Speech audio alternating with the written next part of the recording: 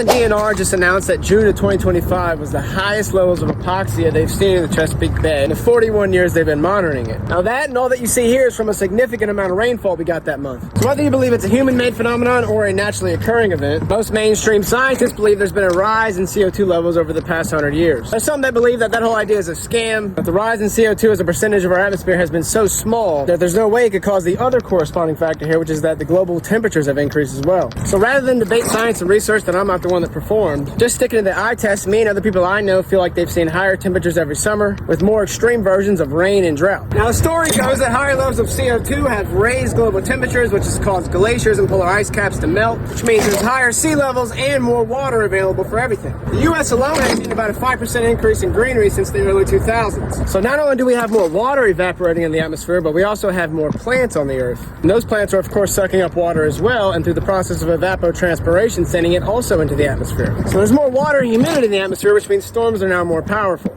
But seemingly contradictory, it also is causing more severe droughts. That's because when a dry spell hits, that added vegetation is sucking more water out of the ground, which means more evapotranspiration, and then that added heat is also causing more regular evaporation. More plants means they should be breathing up more CO2, and it should balance out the CO2 levels, balancing out this whole equation. And I am not smart enough to tell you why that's not happening. What I do know is that of all the states in the southeast and on the east coast, Maryland has the second lowest greenery levels, only losing now to Delaware in that entire region. We also, of course, enjoy a higher portion of the Chesapeake Bay. Now, this high level of urban infrastructure and lack of greenery, when these big storms hit, means we have less natural protection from them. Less plants to filter out the dirty storm water runoff, and less plants to stabilize and hold down the soil as the sea level rises to minimize erosion, which explains our many famous disappearing islands. It also means we have more people making more trash and more of the bay for it to go into. So again, you might debate the cause of higher CO2 and higher global temperatures. We can all tell that the world is kind of rapidly changing around us. And if you can see those changes, then you must also know that because we're all connected, including humans, there's cascading effects for everything in that chain.